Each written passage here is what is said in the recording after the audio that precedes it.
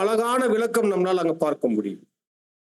அப்போ அப்படிப்பட்ட வாய்ப்பை பெற்றுக்கொள்ளக்கூடிய அந்த நம்பகத்தன்மை தேவன்கிட்ட வாங்கணும் நாமோ. அப்படி வாங்கும்போது தேவன் கவனிக்கிறார், அந்த வாய்ப்பை பெறத்தக்கதான அந்த விசேஷித்த ஆசீர்வாதத்தின் நிலைக்கு காணப்படக்கூடிய வகுப்பாருடைய இருதயம் எப்படி இருக்குமா? சுத்த இருதயம். சுத்த இருதயம். அப்போ இந்த சுத்த இருதயம் என்பது அது தேவனுடைய பிள்ளைகளுக்கு இன்றியமையாத ஒன்று. அவர்கள் வாய்ப்பை பெற்றுக்கொள்வதற்கும் அவர்கள் தேவனுடைய பிள்ளைகளாக என்றென்றும் அழியாமையில் அவர்கள் தேவனை தரிசிப்பதற்கான வாய்ப்பை அடைய வேண்டும் என்றால் அவங்க இருதயத்தில் என்ன ஆகணும்? ஆமா, சுத்தம் என்பது ரொம்ப முக்கியம். சரி, இருதயத்தில் சுத்தம் என்றால் என்ன? எப்படி புரிஞ்சுக்கிறது? இருதயத்தில் சுத்தம் என்றால் என்ன? நம்ம இருதயத்தை நாமளே என்ன உள்ள இருக்கின்ற நம்பிக்கை இருக்கு, ஆனா நாம பாக்குறோமா? ஆனா அருமையானவர்களே, இருதயம் தான் நம்மளுடைய வாழ்க்கையின் மையம். நம்மளுடைய மையம் என்ன? நம்முடைய ஜீவியத்தின் மையம் என்ன? இந்த இருதயம் தான். அப்ப இருதயம் எதை குறிக்குது அப்படின்னா நம்மளுடைய ஜீவியத்தை, நம்முடைய வாழ்க்கையை. அப்ப இந்த ஜீவியம் வாழ்க்கை என்பது அனைத்தையும் என்ன உள்ளடக்கிய விஷயங்களாக அங்க இருக்குது. அப்போ ஒருத்தருடைய இருதயம் சரியாக இருந்தால், நல்லா கவனிக்கணும், ஒருத்தருடைய இருதயம் சரியாக இருந்தால், அப்ப இருதயம் சரியாக இருக்க வேண்டும் என்கின்ற ஒரு அர்த்தத்தில் சொல்லப்படக்கூடிய வார்த்தை தான் இருதயத்தில் சுத்தம் உள்ளவர்கள். அப்ப இருதயத்தின் சுத்தம் என்பது ஒருத்தர் தன்னுடைய இருதயத்தை சரியாக வைத்தல் என்று அர்த்தம். அப்ப யார் ஒருவர் தன்னுடைய இருதயத்தை சரியாக வைத்திருக்கிறாரோ அவர்களுடைய வாழ்க்கையில் அனைத்து செயல்களும் அது ரொம்ப அருமையாக ஒழுங்குபடுத்தப்பட்டவைகளாக இருக்கும். எப்படி இருக்கும்? ஒழுங்குபடுத்தப்பட்டவைகள். அந்த இருதயத்தினுடைய சரியான நிலைத்தன்மைக்கு ஏற்ற பிரகாரம் அவர்கள் தங்களுடைய ஜீவியத்தின் அனைத்து செயல்களையும் என்னன்னா அதற்கு ஏற்ற வகையில, அந்த இருதயத்தின் சரியான நிலைக்கு ஏற்ற வகையில அதை அவர்கள் ஒழுங்குபடுத்தி வச்சிருப்பாங்க. சகலமும் ஒழுங்காக இருக்கும். அவங்களுடைய ஜீவியத்தின் அனைத்து காரியங்களும் ஒழுங்காக இருக்கும். காரணம் அவர்களுடைய இருதயம் சரியாக இருப்பது. இது ஒரு நாள் 2 நாள் இல்ல. இது ஏதோ ஒரு சமயத்துல மட்டும் காத்துக்கொள்ளக்கூடிய விஷயம் இல்லை. இதுவே அவங்களுடைய வாழ்க்கையினுடைய நிலைத்தன்மையாக என்றென்றும் என்றென்றும் அந்த நிலைத்தன்மை உடையவர்களாக அவங்க அந்த இருதயத்தின் நிலையில அவர்கள் காணப்படணும். அதனாலதான் அருமையான சகோதர சகோதரிகளே, இருதயத்தை பற்றி வேதம் நமக்கு எண்ணற்ற ஆழமான ஒரு புரிதலுக்குரிய வகையில வசனங்களை அங்க வெளிப்படுத்துறத நம்ம பார்க்க முடியும். தேவன் கூட நீதிமொழிகள்ல நம்ம பார்க்கும்போது வசனங்கள்ல சொல்றாரு, என் மகனே உன்னுடைய இருதயத்தை எனக்கு தா. அது எவ்வளவு ஆழமான, எவ்வளவு அற்புதமான ஒரு மேலான அர்ப்பணிப்பை அது வெளிப்படுத்துது தெரியுங்களா? என் மகனே உன் இருதயத்தை எனக்கு தா அப்படின்னா இருதயம் குறிக்குது சகலத்தையும், சகலத்தையும் குறிக்குது. அப்போ தேவன் அந்த இருதயத்தை குடு என்று கேட்கும்போது அப்ப அந்த இருதயம் எப்படி இருக்கணும்? ஆமா, வடிவமைக்கப்பட்ட சரியாக இருக்கக்கூடிய ஒரு இருதயமாக அங்க இருக்கும். அப்படிப்பட்ட இருதயம் உடையவர்கள் அவங்களுடைய ஜீவியத்தின் அனைத்து செயல்களின் காரியங்களையும் என்ன பண்ணிருப்பாங்க? அதற்கு ஏற்ற பிரகாரமாக ஒழுங்குபடுத்தி வைத்திருப்பாங்க. இது குறிக்குது ஒழுங்கின் பிள்ளைகள், ஒழுங்கின் ஜனங்கள், தேவனுடைய ஜனங்கள் என்பதற்கான அடையாளங்கள் அவங்களுடைய வாழ்க்கையின் செயல்கள்ல வெளியாகும். இப்ப நம்ம சில வசனங்கள் நம்மளால நினைவுக்கு வர முடியும். கர்த்தர் சொல்றாரு இல்லைங்களா, சந்திப்பின் நாளிலே பிதாவை மகிமைப்படுத்தும்படி உங்களுடைய ஜீவியமானது பூமியில எப்படி இருக்கணும்? பிற மனிதர்களுக்கு மத்தியில சாட்சியாக இருக்கணும், சரியாக இருக்கணும்னு சொன்னார் இல்லைங்களா? எப்படி? சந்திப்பின் நாள்ல இந்த உலகத்தின் ஜனங்களோ, நம்மளோடு பழகினவர்களோ, இந்த உலகத்தாரோ, அண்டை அயலகத்தாரோ, சொந்த பந்தங்களோ யாராக வேணாலும் இருக்கட்டும், அல்லது நமக்கு சத்துருக்களாக இருந்துட்டவங்களாக கூட இருக்கட்டும், அவர்கள் சந்திப்பின் நாளில் தேவனை மகிமை எப்படி படுத்துவாங்கன்னா நம்மளுடைய வாழ்க்கையின் சகல வகையான செயல்பாடுகளின் ஒழுங்குபடுத்தப்பட்ட அந்த நேர்த்தியான நிலைகளின் வெளிப்பாடை அவர்கள் பார்த்து பார்த்து பார்த்து பார்த்து பிரமிப்பாயி என்ன பண்ணுவாங்க? அவங்க சந்திப்பின் நாள். சந்திப்பின் நாள் எதை குறிக்கும்? ராஜ்யம். ராஜ்யத்துல தேவனை மகிமைப்படுத்துவாங்க. ராஜ்யத்தில் ஜனங்கள் நம்மளை அறிந்திருக்கக்கூடிய, நம்மளை பார்த்திருக்கக்கூடிய, பழகி இருக்கக்கூடிய, சரிங்களா, கவனித்திருக்கக்கூடிய அனைவரும் சந்திப்பின் நாள்ல தேவனை மகிமைப்படுத்தணும்னா இப்ப தற்காலத்தில் நம்முடைய ஜீவியம் எப்படி இருக்கணும்? என்ன மாதிரி இருக்கணும்? எப்படி சரியாக நம்முடைய அனைத்து வகையான செயல்களும் சரிப்படுத்தப்பட்டவைகளாக, ஒழுங்குபடுத்தப்பட்டவைகளாக அங்க இருக்கணும். யோசிச்சு பாருங்க, நாம அப்படி இருக்கிறோமா? நம்முடைய இருதயம் சரியாக இருக்கா? அதற்கு ஏற்ற செயல்கள் ஒழுங்குபடுத்தப்பட்டவைகளாக இருக்கா? சொல்ல முடியுமா நம்மளால? பாத்தீங்களா? ஒரு வசனம் வாசிக்கலாம். நீதிமொழிகள் 4ஆம் அதிகாரம் 23வது வசனம். எல்லா காவலோடும் உன் இருதயத்தை காத்துக்கொள், அதனிடத்தில் இருந்து ஜீவ ஊற்று புறப்படும். பாத்தீங்களா? அப்ப வசனம் என்ன சொல்லுது? ரொம்ப ஆழமான ஒரு வார்த்தை நமக்கு கொடுக்கப்படுது. எல்லா காவலோடும் என்ன பண்ணிக்கோ? உன் இருதயத்தை காத்துக்கொள். ஒவ்வொரு நாளும், ஒரு நாளினுடைய துவக்கமாக இருக்கட்டும், அந்த நாளினுடைய முடிவாக இருக்கட்டும், அந்த நாளில் நம்முடைய இருதயம் சரியாக பாதுகாக்கப்பட்டதாக இருக்கணும். தேவனுடைய சமூகத்துக்கு போகும்போது இந்த இருதயம் நம்மளை என்ன பண்ணக்கூடாது? நம்மளை எந்த காரியத்தை முன்னிட்டும் குற்றப்படுத்தாத நிலையில் அந்த இருதயம் இருக்கணும். அப்படின்னா ஒழுங்குபடுத்தப்பட்ட, சரியாக நம்ம அனைத்து வகையான செயல்களும் எப்படியாக இருந்திருக்கணும்? நம்மளை குற்றப்படுத்தாத வகையில் அவைகள் வடிவமைக்கப்பட்டிருக்கணும். எல்லா காவலோடும் உன் இருதயத்தை காத்துக்கொள். இது நம் தலை மீது இருக்கக்கூடிய மிகப்பெரிய பொறுப்பு. நாம தான் காத்துக்கணும். ஏன்னா இந்த இருதயம் என்ன தெரியுங்களா? அடங்காது. நம் இருதயம் நமக்கே அடங்காது. நாம என்ன பண்ணுவோம்? அடங்காத இருதயத்தை இறுக பற்றி கொண்டு அது விரும்புகிற பிரகாரம் என்ன பண்ணுவோம்? சிந்திப்போம், செயல்படுவோம், ஓடுவோம். நம்முடைய வாழ்க்கை, நம்முடைய ஜீவியங்கள், செயல்பாடுகள் அனைத்தும் இந்த அடங்காத இருதயத்தினுடைய தன்மைக்கு ஏற்ற பிரகாரமாக வைத்திருப்போம். அதனுடைய வெளிப்பாடுகள், அதனுடைய தாக்கங்கள் இந்த அழைப்புல வந்த பிரகாரமும் அது என்ன ஆகும்னா அது வெளிப்படும். நம்ம கிட்ட பேச்சுல, செயல்கள்ல, எண்ணங்கள்ல, நோக்கங்கள்ல எல்லாத்துலயுமே வெளிப்படும். அப்படி வெளிப்படும் போது அருமையானவர்களே, அந்த இருதயத்தில் சுத்தம் என்கின்ற நிலைக்கு நம்ம தூரமாக இருக்கிறோம் என்று அர்த்தம். அல்லது இருதயத்தை சரியாக வைத்துக் கொள்ளக்கூடிய வாய்ப்பில் நம்ம ரொம்ப வெகு தூரமாக இருக்கிறோம் என்று அர்த்தம். நம்முடைய செயல்கள் எதுவுமே ஒழுங்குபடுத்தப்பட்டவைகள் இல்லை என்று அர்த்தம்.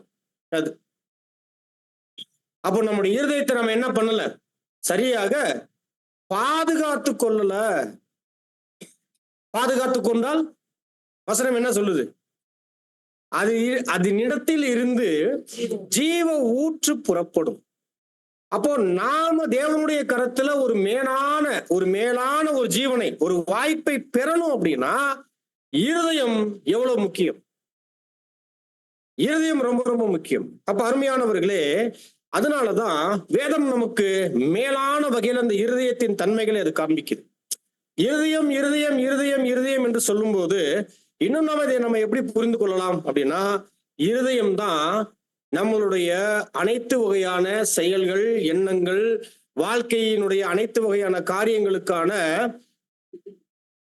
ஒரு துவக்கமாக இருக்குது. இந்த இருதயம் தான் எங்க என்ன ஆகுது? எண்ணங்களா இருக்கட்டும், செயல்களாக இருக்கட்டும், நோக்கங்களாக இருக்கட்டும், அனைத்தும் எங்க அது துவங்குதுன்னா இருதயத்துல தான். இந்த இருதயத்துல அது துவங்கி அது சிந்தையில என்ன ஆகுது? வடிவம் எடுத்து நம்முடைய செய்கைகள்ல என்ன ஆகுது? கிரியைகளாக வெளிப்படுது என்று நம்மளால அங்க கவனிக்க முடியும். ரொம்ப எளிமையான ஒரு புரிதலுக்காக நம்ம சொல்றோம்.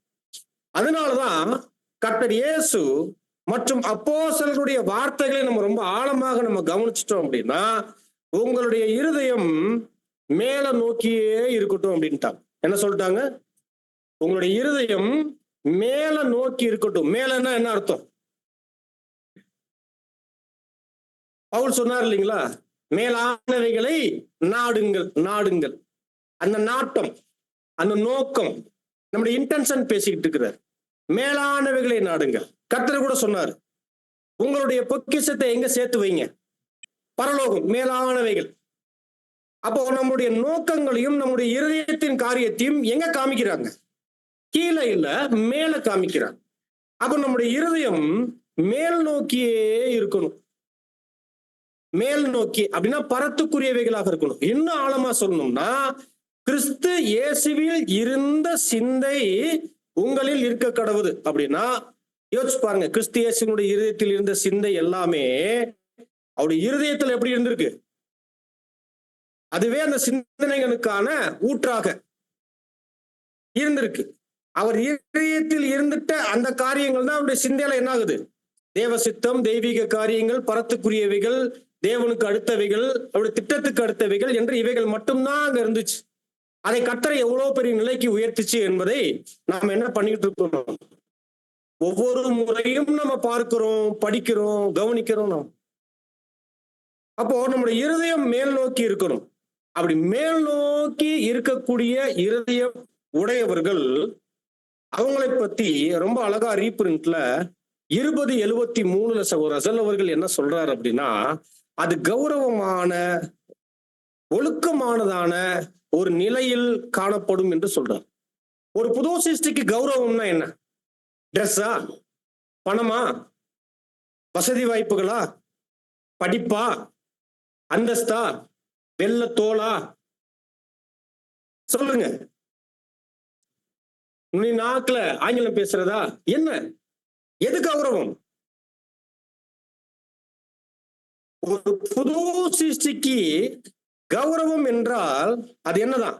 மேல் நோக்கின சிந்தனைகள், பரத்துக்குரியவைகளை சிந்தித்து அதையே எண்ணங்களாக வைத்துக் கொண்டு அதற்கு தகுந்தாற் போலயே தங்களுடைய ஜீவியங்களை ஒழுங்குபடுத்திக் கொள்ளக்கூடிய அந்த இருதயத்தின் நிலை இருக்கு இல்லைங்களா? இதை விட கௌரவமான ஒழுங்கான காரியங்கள் ஒரு புது சிருஷ்டிக்கு எதுவுமே இல்லை. எதுவுமே இல்லை. நாம் என்ன நினைப்போம்? எது கௌரவம்? ஆடையில, நம்முடைய பேச்சுல, நம்முடைய வாழ்க்கையில, நம்முடைய வீட்டுல என்று இப்படி கீழ் நோக்கி இருக்குது. கீழ் நோக்கி. அப்ப கீழ் நோக்கி இருக்கக்கூடிய இருதயத்துக்கு என்ன சொல்றாருன்னா, அவைகள் கெட்டு போனவைகள் அப்படின்னு ரொம்ப எளிமையா முடிக்கிறது. அவ்வளவுதான். என்னது? கீழ் நோக்கின இருதயம் என்பது கெட்டு போனவைகள். அப்ப கெட்டு போனவைகள்னா என்ன? கீழ் நோக்கினவைகள்னா பூமிக்குரியவைகள். அப்ப பூமிக்குரியவைகளின் மீது நோக்கம், அதனுடைய தாக்கங்கள், அதன் மீது கவனம், அதன் மீது பற்று, அதனுடைய எண்ண ஓட்டங்களின் அடிப்படையிலேயே அந்த இருதயம் அதையே தாங்கி பிடிச்சுக்கிட்டு இருக்கு, அதையே நோக்கிக்கிட்டு இருக்குன்னு வைங்களேன். அது பணமா இருக்கலாம், அது உலகமா இருக்கலாம், உறவுகளாக இருக்கலாம், அல்லது உலகப்பூர்வமான செயல்பாடுகளாக இருக்கலாம், அது உலகத்தில் தேவையான அந்தஸ்துகளாக இருக்கலாம், எதுவாக வேணாலும் இருக்கட்டும். ஆனா கீழ் நோக்கின இருதயம் அல்லது ஒருத்தருடைய இருதயம் கீழ் நோக்கி இருந்தால் அது கெட்டு போனவைகளின் நிமித்தமாக அது இருக்குது என்று ரொம்ப எளிமையாக அங்க சொல்ற. அப்ப ஒரு புது சிருஷ்டிக்கு கௌரவம் எது? நாம் அனைவருமே புதிய சிருஷ்டிகள். அந்த நம்பிக்கையில தான் நாம் எல்லாருமே இருக்கிறோம். அப்போ நம்முடைய இருதயம் எதை நோக்கிறதாக இருக்கணும்? கீழ் நோக்கி இருக்கலாமா, மேல் நோக்கி இருக்கலாம்?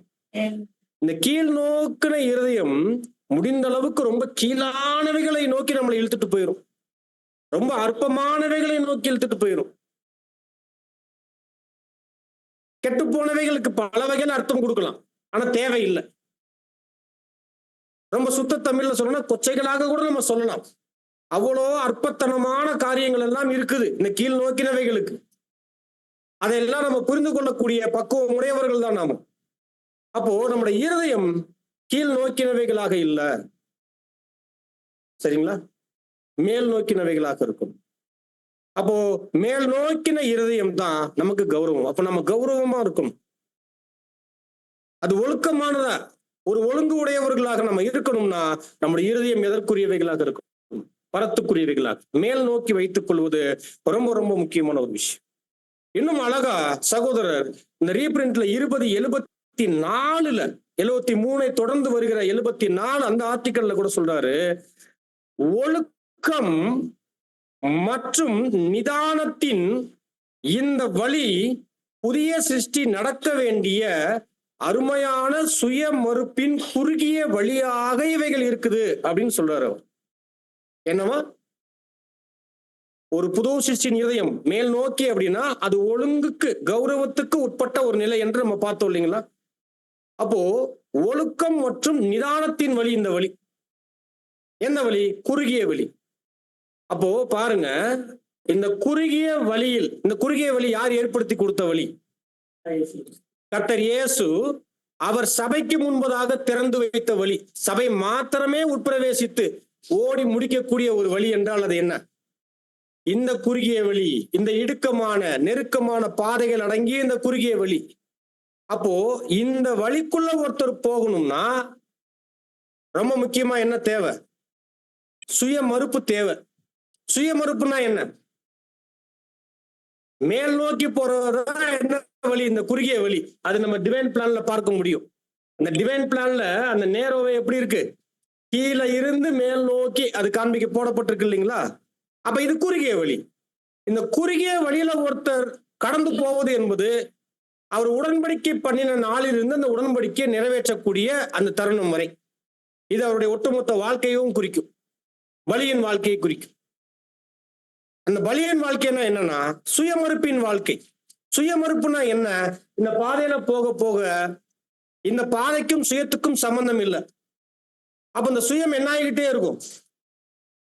எழும்பிக்கிட்டே இருக்கும். அந்த சுயத்தை மறுத்துக்கிட்டே வரணும். மறுக்கிறது எதை குறிக்கும்? அதை நடைமுறைக்கு செயல்முறைக்கு எந்த வகையிலும் அதற்கு இடம் கூடாமல் அவங்களை என்ன பண்றது? ஆமா, மறுத்துக்கிட்டே போறது. அது ஒரு வகையில பலி. சுயத்தை வெற்றது, பலி செல்றது அர்த்தம்.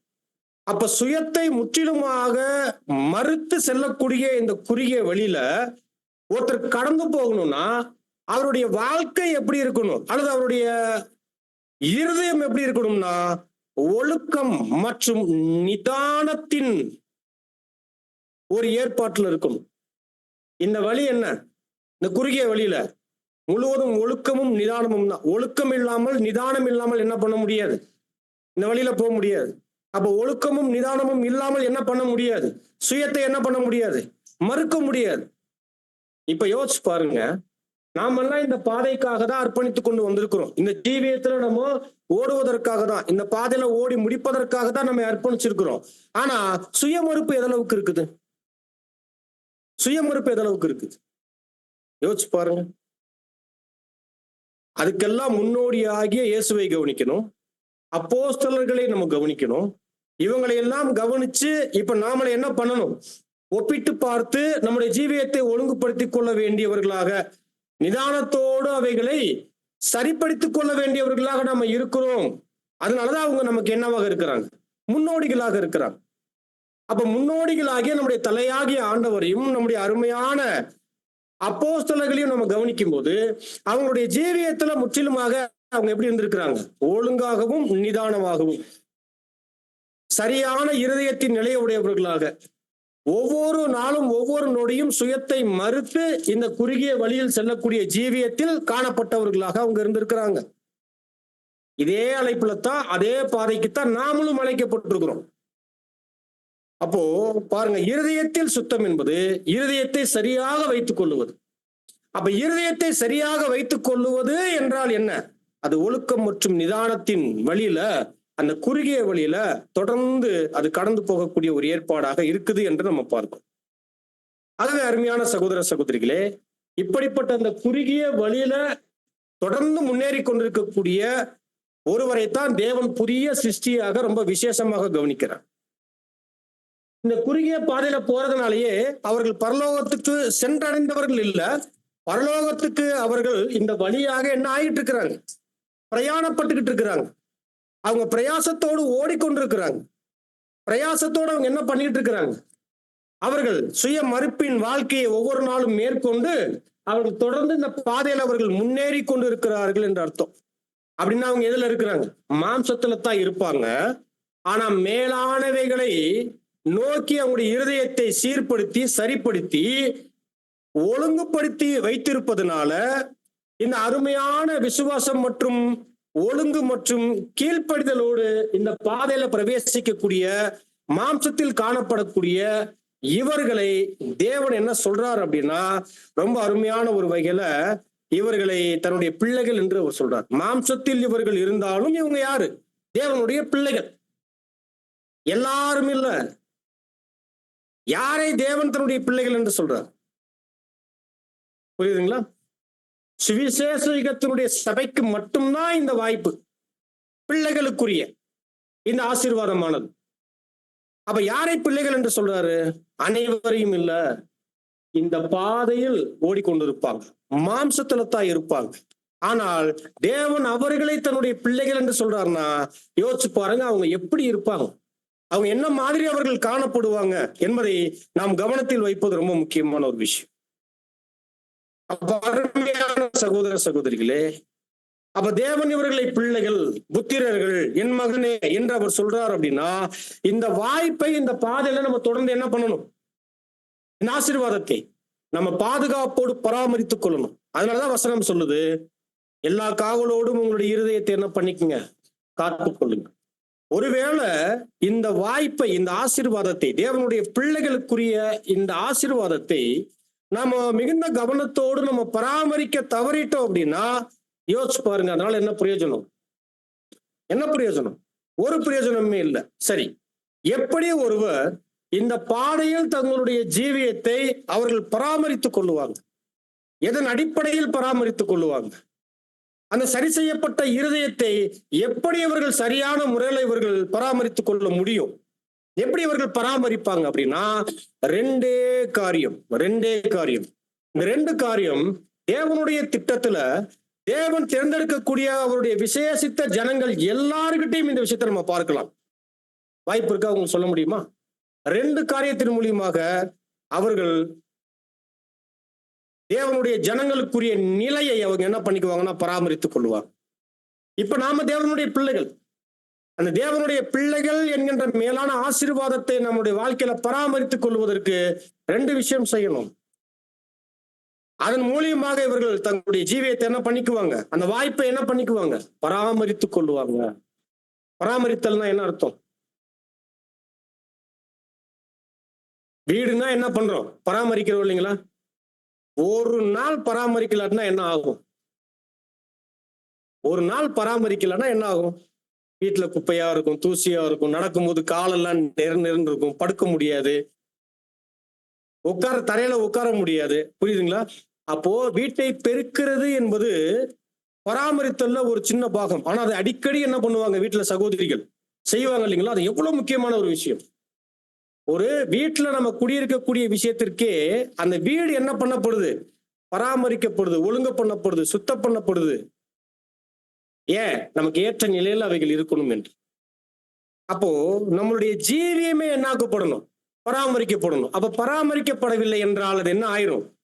பாழாய் போயிரும், ஒன்றுமில்லாமல் போயிரும். இன்னும் வசனத்தின் அடிப்படையில சொல்லணும் அப்படின்னா, ஒரு புதிய சிருஷ்டி பலன்களுக்கு ஏற்ற வகையில அது வளர்வதற்கு பதிலாக அவைகளை தடை பண்ணக்கூடிய காஞ்சூரிகள் வளர்ந்து போயிரும், வீணானவைகள் வளர்ந்து போயிரும். சரிங்களா? அப்ப நம்முடைய ஜீவியமானது என்ன ஆக்கப்படணும்? முறையாக கவனத்தில் எடுத்து ஒவ்வொரு நாளும் பராமரிக்கப்படணும். அந்த பராமரிப்பு எதன் அடிப்படையில மட்டும் செய்ய முடியும் அப்படின்னா, ரீபிரிண்ட்ல 57:2 சகோதரர் சொல்றாரு, விசுவாசம் மற்றும் கீழ்ப்படுதல், இந்த ரெண்டு மூலியமாக மட்டுமே அவங்க என்ன பண்ணிக்க முடியும்னா அவர்களுக்கு உண்டான ஆசீர்வாதத்தின் வாய்ப்பை, அந்த வாழ்க்கையை அவர்கள் பராமரித்துக் கொள்ள முடியும் அப்படின்றார். விசுவாசம், கீழ்ப்படிதல். அப்போ இந்த பாதையினுடைய ஓட்டத்திற்கே அடிப்படையாக என்ன இருக்கு? விசுவாசம் இருக்கு. இது நம்ம சபைக்கு மட்டும் பார்க்க முடியாது. தேவனால் அவருடைய திட்டத்துல தேர்ந்தெடுக்கப்பட்டிருக்கக்கூடிய விசேஷித்த அவருடைய மனிதர்கள் ஒவ்வொருத்தருடைய வாழ்க்கையிலையும் பார்க்க முடியும். ரொம்ப முக்கியமா ஆபிரகாமை பாருங்க. ஆபிரகாம் விசுவாசித்தான், அது அவனுக்கு நீதியாக எண்ணப்பட்டுச்சு. நம்ம எளிமையா படிச்சுட்டு கடந்து போயிடுறோம். ஆபிரகாமை தேவன் தெரிந்து கொண்டு அவரை தேவன் அழைத்து அவருக்கு வாக்குத்தத்தங்கள் கொடுத்த போது அவர் தேவனை விசுவாசித்தாரு. அவர் கொடுத்த வாக்குத்தத்தத்தை விசுவாசித்தாரு. விசுவாசம் மட்டுமில்ல, தேவனுக்கு அவர் கீழ்ப்படிந்தார். தேவனுக்கு அவர் என்ன பண்ணார்? அவர் கீழ்ப்படிந்தார். அப்ப அவர் மூலியமாக அவரை தொடர்ந்து அவருக்கு பண்ண உடன்படிக்கையும் வாக்குத்தத்தங்களும் ஈசாக்குக்கு உறுதிப்படுத்தப்படு தேவன் உறுதிப்படுத்துறாரு. யாக்கோபுக்கு அதை என்ன பண்றாரு? மீண்டும் அதை நிச்சயப்படுத்துறாரு. விசேஷித்த ஒரு யூத யுகத்துல இஸ்ரேல் ஜனங்களை தேவன் தன்னுடைய ஜனங்களாக ஒரு உடன்படிக்கைக்குள்ள கொண்டு வர்றார். ஒரு உடன்படிக்கைக்குள்ள கொண்டு வர்றார். அந்த உடன்படிக்கையின் ஜனங்களாக அவர்கள் என்றென்றும் இருக்கணும் அப்படின்னா அவங்க என்ன பண்ணணும்?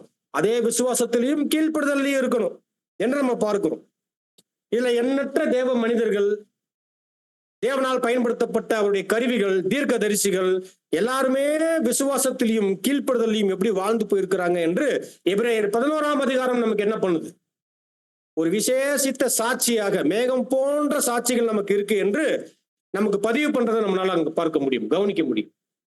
அவங்க எல்லாம் என்ன பண்ணிட்டாங்க? அவங்களுடைய வாழ்க்கையை எப்படி அவங்க ஓடி முடிச்சுட்டாங்கன்னா விசுவாசம், கீழ்ப்படிதல், அவ்வளவுதான். இது அவங்களுக்கு மட்டும் இல்ல, சுவிசேஷ யுகத்தினுடைய சபையில அந்த சபைக்கு தலையாக இருக்கக்கூடிய கர்த்தர் இயேசுவாக இருக்கட்டும், விசேஷித்த 12 அப்போஸ்தலர்களாக இருக்கட்டும், ஒட்டுமொத்த சுவிசேஷ யுகத்தினுடைய சபையின் ஒவ்வொரு அங்கங்களாக இருக்கட்டும், அவங்களுடைய ஜீவியத்திலையும் அவங்க எப்படியாக காணப்படணும்?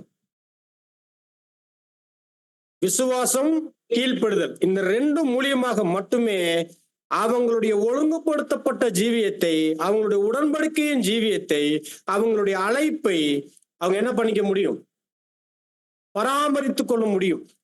அப்படின்னா அருமையான சகோதர சகோதரிகளே, இருதயம்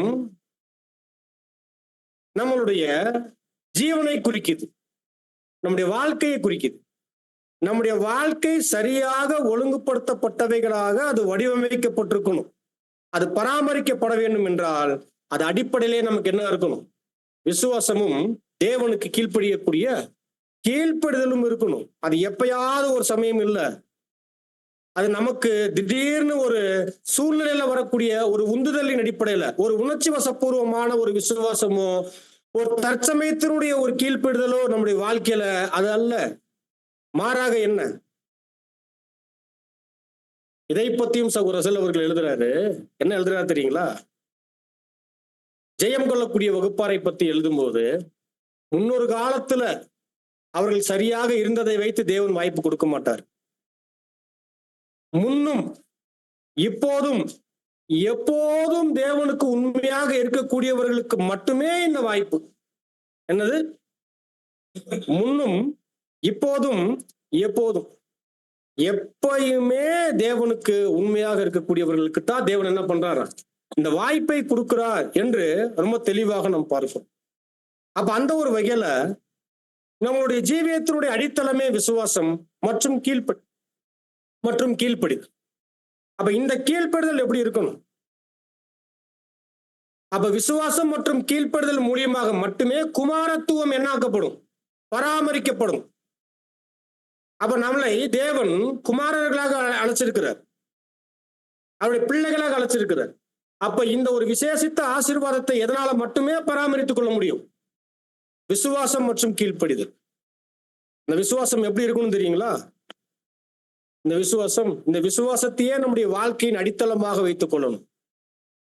எந்த நிலையிலையும் எந்த சூழ்நிலையிலையும் இந்த விசுவாசம் என்னாக கூடாது. ஆமா, இந்த விசுவாசத்தின் வளர்ச்சி மேல் நோக்கி அது போய்கிட்டே இருக்கணும். அந்த மேல் நோக்கி போகக்கூடிய ஏற்பாட்டுல அருமையான சகோதர சகோதரிகளே, எப்படி விசுவாசம் வளரும் அப்படின்னா தேவனுக்கு கீழ்ப்படிய கீழ்ப்படிய கீழ்ப்படிய கீழ்ப்படிய. அப்ப தேவன் நமக்கு முன்பாக வைக்கக்கூடிய வார்த்தைகள், சத்தியங்கள், ஆலோசனைகள், எச்சரிப்புகள் அனைத்துக்கும் நாம என்ன ஆகணும்? கீழ்ப்படியணும். இதுதான் விஷயம். தேவனுடைய வார்த்தைகள் நம் முன்பாக வைக்கப்படுவதனுடைய நோக்கம், கொடுக்கப்படுவதனுடைய நோக்கம் என்ன அப்படின்னா, பிள்ளைகள் யோசிக்காமல் அவைகளுக்கு உடனடியாக என்ன பண்ணணும்? அவைகளை விசுவாசிக்கணும், அவைகளுக்கு கீழ்ப்படியணும். இதுதான், இதைத்தான் நம்ம செய்யணும். அப்போ இதன் மூலியமாக மட்டுமே என்னாக்கப்படுவோம்? நம்முடைய குமாரத்துவத்தை நாம பராமரித்துக் கொள்ள முடியும், பாதுகாத்துக் கொள்ள முடியும் நம்ம சொல்றோம். இப்ப புரியுதுங்களா? என் மகனே, உன் இருதயத்தை எனக்கு தா என்று தேவன் சும்மா கேட்கல, வெறுமனே கேட்கல. அப்போ பாருங்க, இதை இன்னும் நம்ம எப்படி பராமரிக்கணும்? விசுவாசம் மற்றும் கீழ்ப்படுதல் என்பதை வெறுமனே சொல்லிட்டு நம்ம கடந்து போயிட முடியாது. ஏன்னா இந்த இருதயத்தை தேவன் மையப்படுத்தியே அவர் சொல்றார் இல்லைங்களா? இருதயத்தில் சுத்தம் உள்ளவர்கள் பாக்கியவான்கள், அவர்கள் தேவனை தரிசிப்பார்கள். என் மகனே, உன் இருதயத்தை எனக்குத்தா. உன் இருதயத்தை நீ எல்லா காவலோடு காத்துக்கொள். அதுகிட்ட இருந்து என்ன வரும்? ஜீவ ஊற்று புறப்பட்டு வரும் அப்படின்னு சொல்றாரு அவர். அப்போ இது இவ்வளவு முக்கியத்துவம் வாய்ந்த ஆழமான வார்த்தைகளை பதிவு பண்ணக்கூடிய இந்த விஷயத்தை நம்ம கவனிக்கும் போது, இருதயத்தை நம்ம சும்மா நம்ம என்ன பண்ண முடியாது, எடுக்க முடியாது. அது ஆரம்பத்திலே சொன்னோம், அடங்காத இருதயம் நம்முடைய வாழ்க்கையில என்ன எப்போதும் இருக்குன்னு சொன்னோம் இல்லைங்களா? அதற்கு நேர் எதிர்மானதுதான் என்ன? சீர்படுத்தப்பட்ட, ஒழுங்குபடுத்தப்பட்ட சரியான இருதயத்தை தான் கர்த்தர் என்ன சொல்றாரு? இருதயத்தில் சுத்தம் என்று அவர் சொல்றார். சரிங்களா? அப்படின்னா என்ன ஆயிடுச்சு? அடங்காத இருதயத்தினுடைய அனைத்து செயல்பாடுகளையும் என்ன பண்ணிட்டாங்க? எடுத்து கலைந்து போட்டு சரி செய்து சீர் செய்து சுத்தம் பண்ணி என்ன பண்ணிருக்கிறாங்க? சரியான இருதயமாக வச்சிருக்கிறாங்க. இப்ப என்ன பண்றாங்கன்னா, குறுகிய வழியில ஓட ஆரம்பிக்கிறாங்க. சும்மா ஓடுறது இல்ல, விசுவாசத்தோடும் கீழ்ப்படிதலோடும் சுயத்தை மறுத்து மறுத்து என்ன பண்றாங்க? பலி செலுத்தி செலுத்தி என்ன பண்றாங்க? இவர்கள் ஓட ஆரம்பிப்பதன் வழியாக வளரவும் ஆரம்பிக்கிறாங்க. அதே சமயத்துல இவங்களுக்கான ஆசீர்வாதத்தை தொடர்ந்து பராமரித்து பாதுகாப்போடு வைத்துக் கொண்டு தொடர்ந்து என்ன ஆகுறாங்க? இவங்க முன்னேறி செல்லக்கூடியவர்களாகவும் அங்க இருக்கிறாங்க. அப்போ இந்த வாழ்க்கை முழுவதும் என்ன வரும் அப்படின்னா, சுயத்தை மறுத்து கொண்டே, அதாவது பலி செலுத்தி கொண்டே தான் நம்ம ஓடணும். அப்ப சுயம் என்ன ஆகிக்கிட்டே இருக்கும்? வந்துகிட்டே தான் இருக்கும். ஒரு அடி எடுத்து வைக்கும் போது சுயம் எந்திரிக்கும். ஏன்? இந்த பாதைக்கும் சுயத்துக்கும் சம்பந்தம் இல்லை.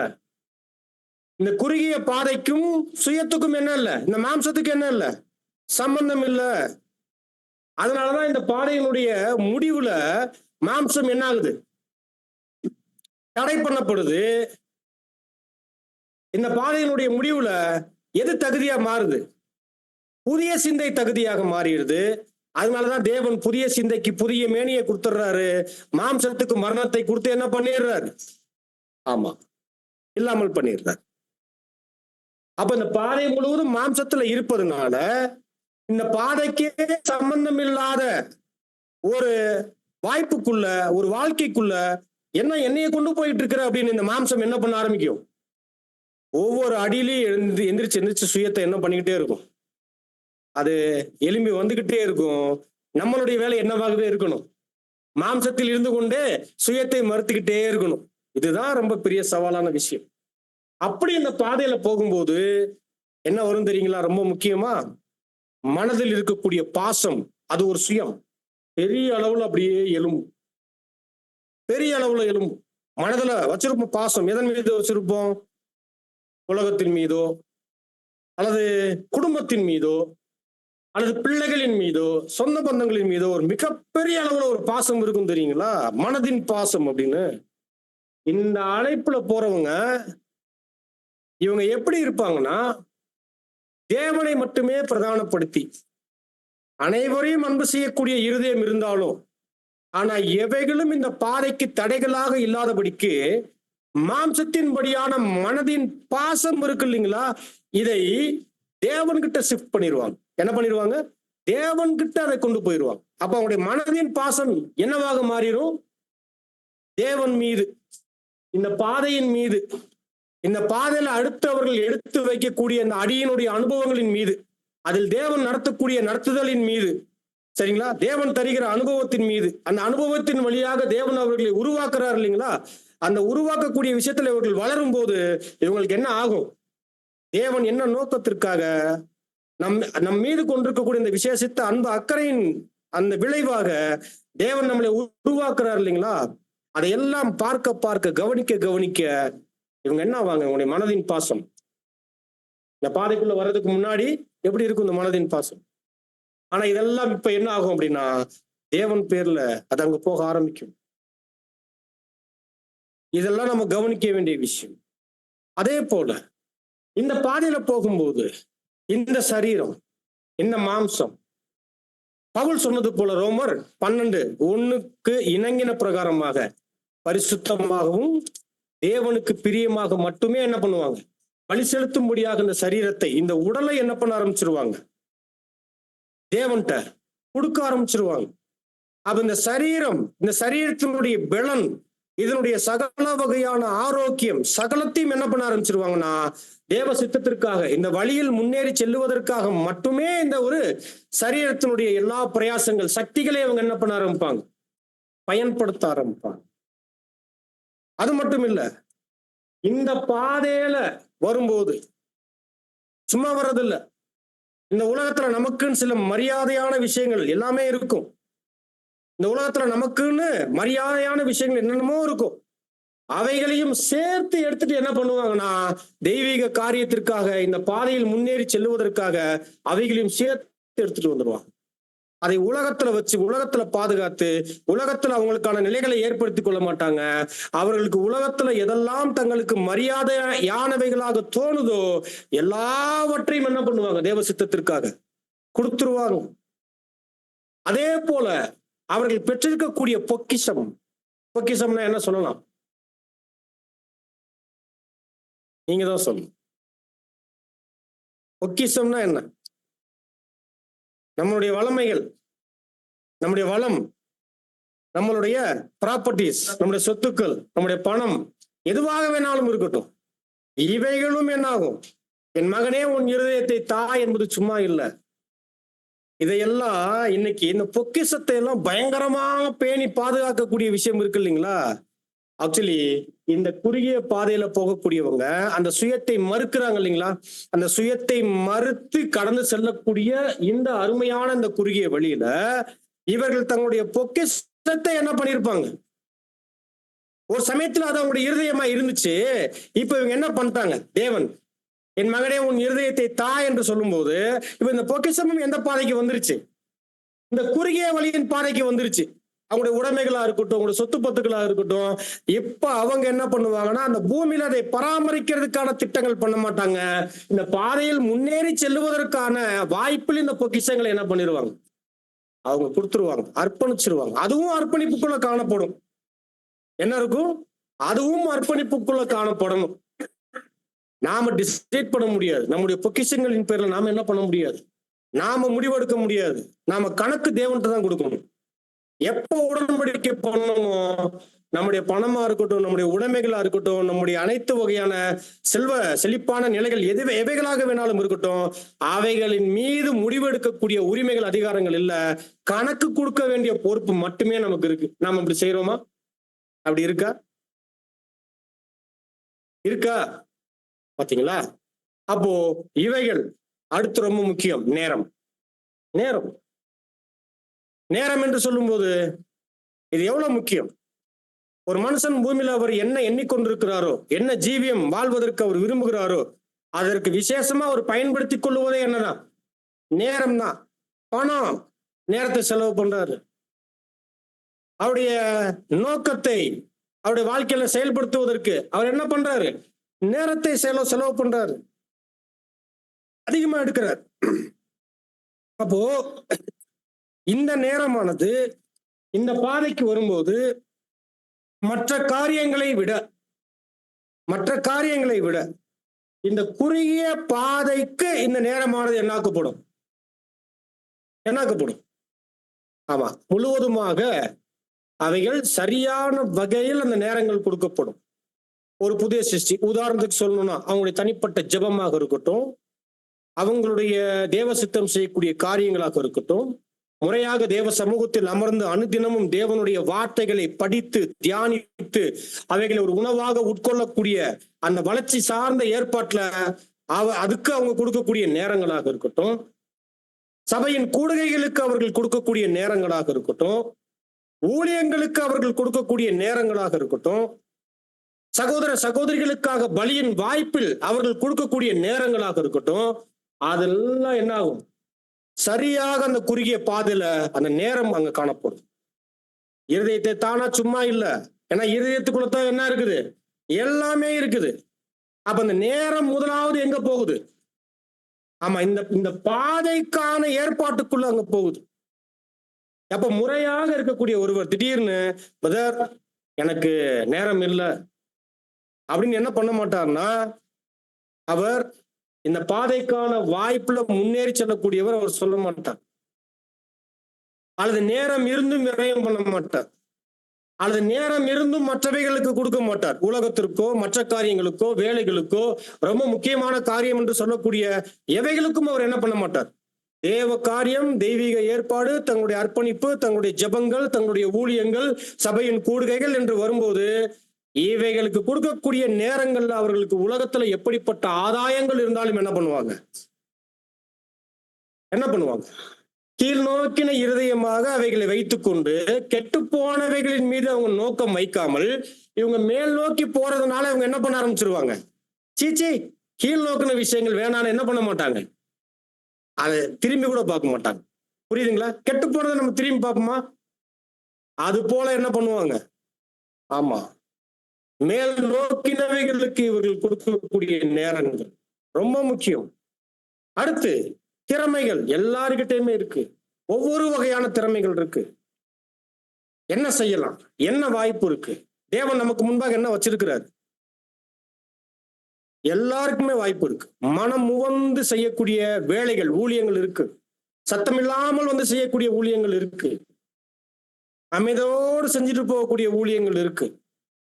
அன்போடு செய்யக்கூடிய ஊழியங்கள் எத்தனையோ இருக்குது. ஆனா இன்னைக்கு அதெல்லாம் நம்ம கவனிக்கிறோமா? யாராவது அதற்கான முக்கியத்துவங்கள் கொடுக்குறோமா? இல்ல. அப்போ நம்முடைய திறமைகள், என்னென்ன திறமை இருக்கு நாம டிசைட் பண்ணக்கூடாது. நான் இதைத்தான் செய்வேன், அதை தான் நான் செய்வேன் அப்படின்னு நம்ம சொல்லக்கூடாது.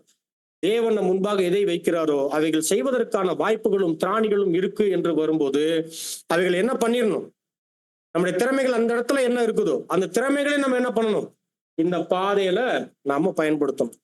அப்ப இந்த திறமைகளுக்கு தடையாக என்ன வரும், சுயம் எழும்பும். அப்ப என்ன பண்ணிடணும், சுயத்தை மறுத்து இந்த திறமைகள் கூட இந்த குறுகிய பாதையினுடைய முன்னேற்றத்திற்காக பயன்படுத்தப்படணும். நேரத்துக்கு கூட என்ன ஆகும், ஐயோ இதற்கு நேரம் கொடுத்தா உலகத்துல அது போச்சே இது போச்சே, இவர் வருத்தப்படுவாரே அவர் வருத்தப்படுவாரேன்னு சுயம் எழும்பும், மறுக்கணும், பலி செலுத்தணும். இப்படியாக இது எவ்வளவு பெரிய விஷயம் தெரியுங்களா? இப்ப யோசிச்சு பாருங்க, உண்மையிலே நம்ம முறையாக இந்த பாதையில தான் இருக்கிறோமா? முறையாக இந்த பாதையில நம்ம முன்னேறித்தான் போயிட்டு இருக்கிறோமா? இதெல்லாம் நம்ம என்ன பண்ணணும், ரொம்ப ஆழமாக வீரியத்தோடு நம்ம கவனிக்கணும். இந்த காதலை வாங்கி இந்த காதலை விடக்கூடிய வகுப்பாரும் இருப்பாங்க. ரொம்ப ஆழமாக ஜீவ வாசனையாக இந்த வசனத்தை இருதயத்தில் ஏற்றுக்கொள்ளக்கூடியவங்களும் இருப்பாங்க. அவங்கதான் சபை. இந்த காதலை வாங்கி இந்த காதலை விடக்கூடிய வகுப்பார் யாரும் இல்ல. அவர்கள் என்னைக்கும் சபை வாய்ப்புகள் அவங்க கடந்து போக முடியாது. அப்ப தேவனுடைய வார்த்தையை ஜீவனுக்கான வாசனையாக இழுத்து கொள்ளக்கூடியவர்கள், இழுத்து தங்களுடைய இருதயத்தில் வைத்துக் கொள்ளக்கூடியவங்க என்ன பண்ணுவாங்க, ஒவ்வொரு அதனுடைய விசேஷித்த காரியத்தையும் அவங்க கவனிப்பாங்க. ஆகவே அருமையானவர்களே, இவைகள் மட்டும் இல்ல, அடுத்து செல்வாக்கு எல்லாத்தையுமே காமிக்கிறார். எல்லாமே எதற்காகனா தேவனுடைய சித்தத்திற்காகவும் தேவனுடைய வேலைகளுக்காகவும் அர்ப்பணிப்பை பூர்த்தி செய்வதற்கான ஏற்பாட்டுக்காகவும் மட்டுமே உன் இருதயத்தை எனக்கு தா என்பதனுடைய காரியமானது ரீபிரிண்ட்ல 37:03 இவைகளை சகோதரர் பதிவு பண்றார். எல்லாமே அனைத்துமே எதற்காக, தேவ சித்தத்திற்காக, தேவ சேவைக்காக, வேலைக்காக. எல்லாமே நேரமா இருக்கட்டும், பணமா இருக்கட்டும், செல்வாக்கா இருக்கட்டும், திறமையா இருக்கட்டும், பொக்கிஷமாக இருக்கட்டும், நமக்கு மரியாதையானவைகளாக இருக்கட்டும், நம்முடைய உடலினுடைய நம்முடைய சரீரம் இவைகளாக இருக்கட்டும், மனதின் பாசங்களாக இருக்கட்டும், எவைகளாக இருக்கட்டும், எல்லாமே எதற்காக, எல்லாமே தேவனுடைய சித்தத்திற்காக, சேவைக்காக, வேலைக்காக என்று ரொம்ப அழகா முடிக்கிறார்.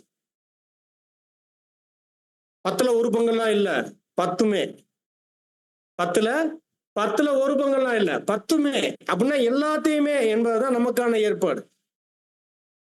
புரியுதுங்களா? இந்த சுவிசேஷ யுகத்தினுடைய அழைப்புல நாம் எல்லாவற்றையும், நம்மையும் நமக்கு உண்டானவைகளும் என்பதுதான். ஆகவே இதை நம்ம இன்னும் ஆழமாக புரிந்து கொள்வது அவசியம். அப்ப நம்முடைய இருதயம் எப்படி இருக்கணும் தெரியுங்களா? தேவனுக்கு விசுவாசமாக இருக்கும். தேவனுக்கு விசுவாசமாக இருக்கக்கூடியவர்கள் இந்த பாதை சம்பந்தப்பட்ட வார்த்தைகள் வரும்போது சோர்ந்து போக மாட்டாங்க, வருத்தம் அடைய மாட்டாங்க, அல்லது இந்த காதலை வாங்கி இந்த காதலை விடக்கூடிய செயல்பாடுகள் உடையவங்களாக இருக்க மாட்டாங்க. என்ன பண்ணுவாங்க, இந்த பாதைக்கு, இந்த குறுகிய பாதைக்கே உண்டான சத்தியம், அந்த வாழ்க்கை முறைகளுக்கு தேவையான ஆலோசனைகள், எச்சரிப்புகள் என்று வரும்போது அவைகள் மீது என்ன பண்ணுவாங்க, மிகுந்த நம்பிக்கையும் ஆழமான விசுவாசமும் அதற்கு கீழ்ப்படியக்கூடிய கீழ்ப்படிதலும் என்ன பண்ணுவாங்க? அதை வெளிப்படுத்துவாங்க தேவனுடைய பிள்ளைகள். அப்போ தேவனுடைய பிள்ளைகளுடைய இருதயம் எப்போதுமே யாருக்கு விசுவாசமா இருக்கும்? தேவனுக்கு விசுவாசமா இருக்கும். தேவன் பேர்ல தான் அது விசுவாசமாக இருக்கும். அப்படி இருக்கும்போது வாழ்க்கையின் அனைத்து விஷயங்களையும் அவங்களால கட்டுப்படுத்த முடியும். தேவனுக்கு விசுவாசத்தோடு காணப்படக்கூடிய தேவனுடைய பிள்ளைகள், அப்படிப்பட்ட ஒருத்தருடைய இருதயம் அவங்களுடைய வாழ்க்கையின் அனைத்து காரியத்தையும் அவங்க என்ன பண்ணுவாங்க? கட்டுப்படுத்துவாங்க. அனைத்து காரியத்தையும் கட்டுப்படுத்துறதுன்னா என்ன? இதை நம்ம எப்படி புரிஞ்சுக்கலாம் நாம அப்படின்னா, அவங்களுடைய எண்ணங்களை கட்டுப்படுத்துவாங்க. எண்ணம் காலையில இருந்து இந்த நேரம் வரை நம்முடைய எண்ணங்கள் என்னவாக இருந்துச்சு? கொஞ்சம் யோசிச்சு பார்க்கலாம். காலையில கண் முழிச்சதுல இருந்து நாம இந்த கூடுகைக்கு வர்றதுக்கு முன்னாடி வரை நம்முடைய எண்ணங்கள் என்னவாக இருந்துச்சு? என்னென்னத்தை நாம எண்ணிக்கிட்டு இருந்தோம். புரியுதுங்களா? அப்போ இதை ஒரு புது சிருஷ்டி எப்படி வச்சிருப்பாங்க? கட்டுப்பாட்டுல. ஒரு புதிய சிருஷ்டியின் கட்டுப்பாட்டுக்குள்ள இருக்கும். அடுத்ததாக விருப்பங்கள். என்னென்ன விருப்பம்? என்னைக்கோ இருதயத்தில் விதைக்கப்பட்ட மாம்சத்தின் விருப்பங்கள் இன்னைக்கு கூட என்ன ஆகும்? அப்பப்ப முளைச்சு முளைச்சு முளைச்சு முளைச்சு வரும்போது அந்த விருப்பத்தை இன்னும் நம்ம பாதுகாப்போடு தட்டி கொடுத்து பொறுமையாரு சமயம் வரும், வாய்ப்பு வரும், செஞ்சுக்கலாம் வச்சுக்கலாம் அப்படின்னு தட்டி கொடுத்து வைக்கிறோமா? அல்லது இவைகளையும் முழு கட்டுப்பாட்டுக்குள்ள அடக்கி நம்ம மறுத்து அவைகளை ஒன்றுமில்லாமல் பண்ணியிருக்கிறோம்? இதுவும் ஒரு காரியம். ரொம்ப முக்கியமா அடுத்து சித்தங்கள். சித்தம் என்பது என்ன? தேவன் நமக்கு முன்பாக வைக்கக்கூடிய காரியங்களை மட்டுமே செய்வது என்ன? தேவ சித்தம். அப்போ நம்மளுடைய சித்தங்கள் செய்வதுனா என்ன? நம்மளுடைய விருப்பத்தின்படி நம்மளுடைய விருப்பங்களை செயல்முறைப்படுத்துவது நம்மளுடைய சொந்த சித்தங்கள். ஆனா தேவனுடைய விருப்பங்களை செயல்படுத்துவதுதான் என்ன? ஆமா, தேவ சித்தம். தேவ சித்தத்துக்கு உட்பட்டவைகள், தேவனுடைய விருப்பத்துக்கு உட்பட்டவைகள். அப்போ இவைகளை எல்லாம் என்ன? ஒரு முழு கட்டுப்பாட்டுக்குள்ள வச்சிருப்பாங்க. இப்படிப்பட்டவங்களுடைய ஜீவியத்துல கிரியைகளாக இருக்கட்டும், வார்த்தைகளாக இருக்கட்டும், அவங்களுடைய எண்ண ஓட்டங்களாக இருக்கட்டும், அவங்களுடைய சிந்தனைகள் அனைத்துமே எப்படி இருக்கும்? அனைத்துமே அருமையாக ஒரு புது சிருஷ்டியினுடைய ஒரு கட்டுப்பாட்டுக்குள் அவைகள் வைக்கப்பட்டிருக்கும். அப்போ யாருடைய ஜீவியம் முழுவதுமாக, யாருடைய இருதயம் ஒரு விசேஷித்த வகையில ஒரு கட்டுப்பாட்டுக்குள்ள இருக்குதோ, அதை பத்தி ரீபிரிண்ட்ல 42:01 என்ன சொல்றாருன்னா, எல்லாவற்றிலும் தேவ சித்தத்தை அறிவதற்கு இதுவே அவர்களை வழிநடத்தும். என்னவா? தொடர்ந்து தேவ சித்தத்தை அறிந்து கொண்டு வழிநடத்துவதற்கு எது ரொம்ப முக்கியமாக இருக்குன்னா, அவங்களுடைய இருதயத்தை தேவனுடைய ஏற்பாட்டுல விசுவாசத்தோடு அவங்களுடைய வாழ்க்கையை வடிவமைத்துக் கொள்ளும் போது இது அவங்களுடைய ஜீவியத்தை கட்டுப்படுத்தும், அவங்களுடைய இருதயத்தை கட்டுப்படுத்தும். அப்ப கட்டுப்படுத்தப்பட்ட இருதயத்தோடு ஒருவர் தொடர்ந்து முன்னேறி செல்லும் போது அது தேவனுடைய சித்தத்தை அறிந்து கொள்வதற்கான அருமையான வாய்ப்பில் அவர்களை வழிநடத்தும். இப்ப நம்மளால இன்னைக்கு தேவனுடைய சித்தத்தை அறிந்து நம்ம செயல்பட்டோம்னு சொல்ல முடியுமா? இன்னைக்கு எனக்கான தேவனுடைய சித்தம் இது, அதை அறிந்து கொண்டு நான் செயல்படுத்தினேன்னு யார் நம்மளால சொல்ல முடியும்? ஆனா ஆக்சுவலி நம்ம எப்படி செய்யணும் தெரியுங்களா? ஒவ்வொரு நாளும் தேவ சித்தத்தை அறிந்து நம்ம செய்யணும். தேவ சித்தத்தை சும்மா அறிஞ்சுக்க முடியுமா? கல்ல கண்ணு முழிக்கும் போது தேவன் சாட் போட்டு வச்சிருப்பாரா நமக்கு? இன்னைக்கு இது செய்ப்பா, நீ இங்க போப்பா, இப்படி இப்படி பேசுப்பான்னு இப்படி தேவன் நமக்கு சாட் போட்டு வச்சிருப்பாரு. நைட் ஆச்சுனாக்கா அவர் எடுத்துட்டு போயிடுவாரு. மறுநாள் புது சாட் நமக்கு ஒட்டி ஒட்டி வைப்பாரா? இல்ல. தேவனுடைய சித்தம் என்ன என்பதை பகுத்தறியணும் நாம. அப்ப அதற்கு எவ்வளவு பிரயாசங்கள் இருக்கணும்? அப்ப இருதய நேர்த்தி எப்படி இருக்கணும்? என்ன மாதிரி இருக்கணும்? எதளவுக்கு அர்ப்பணிப்பு இருக்கணும்? அந்த குறுகிய பாதையில இவைகளுக்கு தடையாக இருக்கக்கூடிய சுயத்தை மறுத்தல் எதளவுக்கு வீரியத்தோட இருக்கணும்? அப்படிலாம் இருக்கும்போது என்ன நடக்குங்க? தேவனுடைய சித்தத்தை அறிந்து கொள்வதற்கான வாய்ப்பு ரொம்ப அருமையா இருக்கு. ஏன் இன்னைக்கு நம்மளால நிறைய பேர்னால தேவனுடைய சித்தத்தை அறிந்து கொள்ள முடியல? ரொம்ப எளிமையா ஒரு செயல்பாடுகளை செஞ்சுட்டு தேவன் எங்களை ஆசீர்வதிச்சார், வழி நடத்துறார், ரொம்ப சமாதானமா இருந்துச்சு, சந்தோஷமா இருந்துச்சு. எப்படி நம்ம சொல்லிட்டு இருக்கிறோம் தெரியுங்களா? எவ்வளவு அபத்தமான வார்த்தைகள் நம்ம பேசுறோம் தெரியுங்களா? நாம செஞ்சுட்டு நமக்குள்ள ஒரு இருதயம் சமாதானம் நமக்குள்ள வந்து அந்த ஒரு செயல்பாடுகள் நிமித்தம் வந்த உடனேயே தேவன் நடத்திட்டார், தேவன் ஆசீர்வதிச்சிட்டார், தேவ சித்தம் என்று நம்ம அறியாமல் ஒரு காரியத்தை எப்படி நம்ம தேவன் தான் நடத்தினார் என்று எப்படி சொல்ல முடியும்? அப்ப ஒரு காரியத்தை செய்வதற்கு முன்னமே அது தேவ சித்தமா என்று அறிந்து செய்யணும். எந்த விஷயங்களாக இருக்கட்டும், நம்முடைய தனிப்பட்ட விஷயங்களாக இருக்கட்டும், எந்த காரியங்களாக இருந்தாலும் என்ன அறிந்து செய்யணும். ரொம்ப முக்கியமா தெய்வீக காரியங்கள் அனைத்திலும் என்ன அவர் சித்தம் தெரிஞ்சு செய்யணும். அவர் சித்தம் என்ன என்று ஒரு அனுபவம் வரும்போது நம்ம அமைதலா இருக்கணும் என்பது தேவ சித்தம் என்றால் நம்ம என்ன ஆகணும்? அமைதலா இருக்கணும். நீ அமைதலா இருக்கும்போது உன் இருதயத்தை எப்படி வச்சுக்கணும்?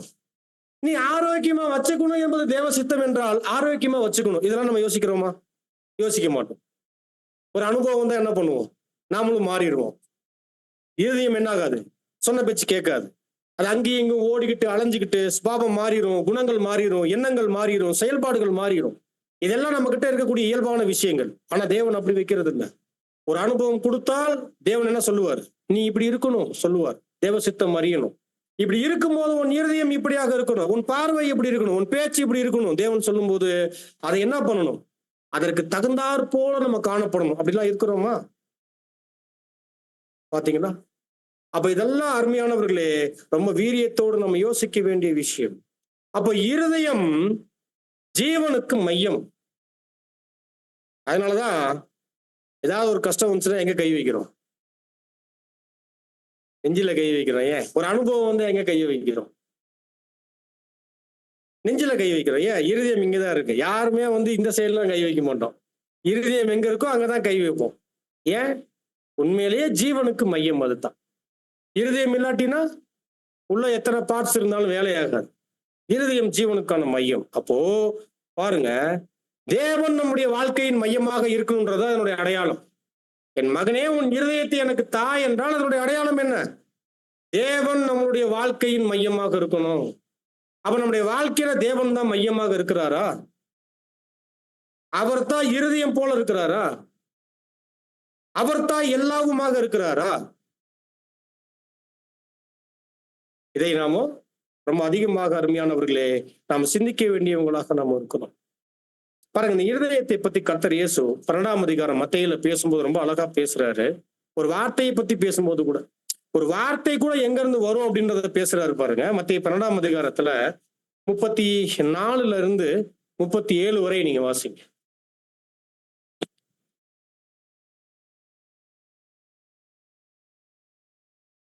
விதியின் பாம்பு குட்டிகளே, நீங்கள் பொல்லாதவர்களாய் இருக்க நலமானவைகளை எப்படி பேசுவீர்கள்? இருதயத்தின் நிறைவினால் வாய் பேசும். நல்ல மனுஷன் இருதயமாகிய நல்ல பொக்கிஷத்தில் இருந்து நல்லவைகளை எடுத்து காட்டுகிறான். பொல்லாத மனுஷன் பொல்லாத பொக்கிஷத்தில் இருந்து பொல்லாதவைகளை எடுத்து காட்டுகிறான். பாத்தீங்களா? அப்போ இங்க நம்ம என்ன பார்க்கிறோம்? ஒரு இருதயத்தை நல்ல பொக்கிஷம் நிறைந்த ஒரு இருதயமாகவும் வைத்துக் கொள்ள முடியும், பொல்லாதவைகள் அடங்கிய ஒரு இருதயமாகவும் வைத்துக் கொள்ள முடியும். அப்ப நல்ல மனுஷன் தான் தன் இருதயத்தை என்ன பண்ணிக்கிறாரு? அவர் எடுத்து கொடுத்தா பொக்கிஷத்தை எடுத்து கொடுப்பார். பொக்கிஷம்னா என்ன? அடுத்தவங்களுக்கு பிரயோஜனமான, ஆசீர்வாதமான, நன்மையான, ஆரோக்கியமான, அன்பான, கனிவான, இப்படி எண்ணற்ற விஷயங்கள் நம்ம சொல்லலாம். நம்ம அப்ப கெட்ட மனுஷன் தன் இருதயத்திலிருந்து பொல்லாதவைகள் எடுத்து கொடுப்பான்னா பகை, விரோதம், கசப்பு, சரிங்களா? இப்படி பல விஷயங்கள் இருக்கு. பல விஷயங்கள் இதெல்லாம் என்ன ஆகிட்டே இருக்கும்? ஒருத்தரோட இருதயத்துக்குள்ள இருக்கு, தங்கி தாபரிக்குது. வெளியில எப்படி வேணாலும் என்ன பண்ணிக்கலாம், வேஷம் போட்டுக்கலாம். இப்ப வெள்ளை சட்டை போட்டிருக்கேன் நானு. பார்க்கும்போது உங்களுக்கு எப்படி இருக்கும்? முதல்ல வெள்ளை சட்டை போட்டு அருமையா ஃபுல்பீட்ல நின்று பேசிக்கிட்டு இருக்கிறார், அப்படித்தான் தோணும். நீங்க நிற்கும் போது நான் எப்படி பார்ப்பேன்? நான் உங்களையோ நீங்க பார்ப்போம். அந்த இருதயத்துல நான் உங்களை எப்படி பார்க்கிறேன், நீங்கள் என்னை எப்படி பார்க்கிறீங்கன்றது யாருக்கு தெரியும்? நமக்கு தெரியும். அப்புறம் தேவனுக்கு இது வெட்ட வெளிச்சமா தெரியும். புரியுதுங்களா? சிரிச்சுக்கிட்டு கை கொடுத்தாலும் இருதயத்துல ஒருத்தர் எப்படி இருக்கிறார் என்பது யாருக்கு தெரியும்? நமக்கு தெரியும், தேவனுக்கு தெரியும். எங்க கண்ணு முன்னாடி நம்ம ஒரு சகோதரன் என்று பார்த்துட்டு பின்னாடி போய் அவரை பத்தி நம்ம என்ன பண்றோம், எப்படி நம்ம நினைக்கிறோம், எப்படி பேசுறோம் என்பது எங்க வந்துடும்? இந்த வார்த்தையில வெளியாகிடும். நிறைய பேர் அருமையானவர்களே யாராக இருந்தாலும் கண்டுபிடிக்கலாம். ஒருத்தருடைய வாயின் வார்த்தைகளை வைத்து நம்ம கண்டுபிடிச்சிடலாம். கர்த்தர் சொல்லியிருக்கிறார், அவர்களுடைய கனிகளினாலே அவர்களை அறிவீர்கள் அப்படின்னு சொல்லியிருக்கிறார். அந்த கனிகள் அநேக சமயங்கள்ல வாயின் வார்த்தைகளாக வெளிப்படும். இருதயம் பொக்கிஷமா வச்சுக்கிட்டோம் அப்படின்னா யோசிச்சு பாருங்க, அவங்க எப்படி இருப்பாங்க. அவங்களுடைய வார்த்தைகள் மருந்தாக, ஆசீர்வாதமாக. வாசிக்கிறவங்க அந்த காலை தீர்மானம் ஞாயிற்றுக்கிழமையில வாசிக்கிறவங்களா ஞாபகம் இருக்கா? பிறருக்கு பிரயோஜனம் உண்டாகும்படியாக அங்க இருக்கும். அப்போ ஒரு மோசமான ஒரு நிலையில இருதயம் இருக்குன்னா என்ன வரும்? இருதயம் கடினமா, அதுக்குள்ள இருக்கக்கூடிய வீணான நிலைமைகள்ல அந்த இருதயத்தை என்ன பண்ணிருப்போம்? பயங்கரமான ஒரு வகையில சேதப்படுத்தி வச்சிருப்போம். நம்ம அது ஒரு டேஞ்சர்ல இருக்குன்னு நமக்கு தெரியறது இல்லை. ஆக்சுவலா அந்த இருதயம் மிகப்பெரிய அளவுல டேஞ்சர்ல இருக்குன்னு தெரியாம அது ரொம்ப வைராக்கியத்தோடு, வாஞ்சையோடு என்ன பண்ணிக்கிட்டு இருப்போம்? கெட்டு போனவைகளுக்கு முக்கியத்துவம் கொடுத்து வச்சிருப்போம். ஆனா நல்ல மனுஷன் தன் இருதயத்தை எப்படி வச்சுக்கிறாராம்? பொக்கிஷமா வச்சுக்கிறாராம். பொக்கிஷமா. அப்ப நம்முடைய இருதயத்தை நம்ம எப்படி வச்சுக்கணும்? ஆமா, ஒரு பொக்கிஷமாக நம்ம வைத்துக் கொள்வது ரொம்ப ரொம்ப முக்கியம். ஏன்னா அதுக்கு அடுத்து கீழே பேசுறாரு, 36, 37 கூட வாசிருங்க நீங்க. மனுஷன் பேசும் வீணான வார்த்தைகள் யாவையும் குறித்து நியாய தீர்ப்பு நாளிலே கணக்கு ஒப்புவிக்க வேண்டும் என்று உங்களுக்கு சொல்லுகிறேன். அப்படின்னா என்ன விஷயம்? ஒவ்வொரு வார்த்தைக்கும் கணக்கு கூடனா அதனுடைய அர்த்தம் என்ன? மேல என்ன பேசிட்டு இருக்கிறாரு? இருதயம் பேசிட்டு இருக்கிறாரு. நல்ல மனுஷன் தன் இருதயமாகிய பொக்கிஷத்திலிருந்து நல்லதை எடுத்து கொடுக்குறான். கெட்ட மனுஷன் பொல்லாதவைகளை தன் இருதயத்திலிருந்து எடுத்து கொடுக்குறான். இப்ப நியாய தீர்ப்பு நல்ல கணக்கு கொடுக்கணும் அப்படின்றார். அப்படின்னா இருதயத்தின் நிலையை வைத்துத்தான் நமக்கு என்ன இருக்குது? தீர்ப்பு இருக்குது. அது ஆசீர்வாதமா அல்லது ஆசீர்வாதத்துக்கு நேர் எதிரானதா என்ன என்று என்ன இருக்குது? அந்த இருதயத்தின் நிலையை வைத்துத்தான் நமக்கான தீர்ப்புகள் அங்க இருக்கு என்பதை கர்த்தர் அங்க பேசுறார். ஆகவே அருமையானவர்களே, சுத்த இருதயம், சரி செய்யப்பட்ட ஒரு இருதயம், அது நம்முடைய தனிப்பட்ட விஷயங்களில் மட்டும் நம்முடைய இருதயம் சீராக இருந்தால் போதாது. நம்முடைய தனிப்பட்ட விஷயத்துல மட்டும் இருந்தால் போதாது. தெய்வீக ஏற்பாட்டினுடைய பொதுவான காரியங்கள் எதுவாக இருந்தாலும் அனைத்து விஷயங்கள்லையும் அது சரியாக இருக்கும்படி நம்முடைய இருதயத்தை நம்ம என்ன பண்ணிக்கணும்? காத்துக்கொள்வது ரொம்ப முக்கியம். தனிப்பட்ட வகையில் நான் உலகத்துக்குள்ள எந்த கெட்ட பழக்கம் இல்லைங்க, நான் வீணா கெட்ட வார்த்தை பேச மாட்டேன், அப்படி இப்படி நம்ம ஒரு ஓரலா ஒரு மேலோட்டமான வகையில நான் சரியா இருக்கிறேன் அப்படி இல்லை. மாறாக நம்முடைய தனிப்பட்ட ஆழமான எண்ணங்கள், இருதயம், சிந்தனைகள், கிரியைகள் அனைத்தையும் சார்ந்திருக்கக்கூடிய விஷயத்திலையும் என்ன இருக்கணும்?